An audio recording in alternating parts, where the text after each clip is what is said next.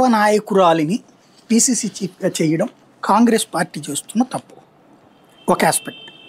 రెండవ ఆస్పెక్ట్ కాంగ్రెస్ ఎజెండాలో భాగమా.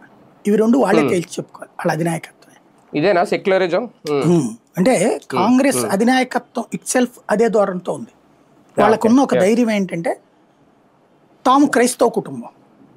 ఎందుకు సోనియా గాంధీ క్రైస్తవురాలు, రాహుల్ గాంధీ క్రైస్తవురాలి కొడుకు క్రైస్తవుడు అవుతాడా హిందూ అవుతాడా అంటే వాళ్ళ నాన్న హిందూ కదా అన్నటువంటి.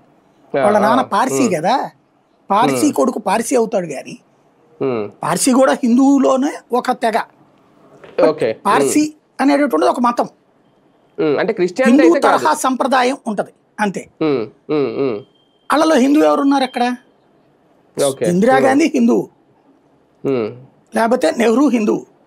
సరే వాళ్ళు ఆ కాలపు హిందుత్వాన్ని కాకుండా వేరే కోణం తీసుకున్నారు, అది వదిలేద్దాం. కానీ ఇందిరాగాంధీ పెళ్లి చేసుకున్నది పార్సీని. వాళ్ళిద్దరు పెళ్లి వరకు పార్సీ హిందూ పెళ్లి కిందకు వస్తుంది.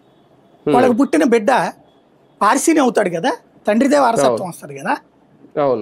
ఆ తర్వాత పార్సీ ఆయన క్రైస్తవ ఆవిడ్ని చేసుకున్నాడు.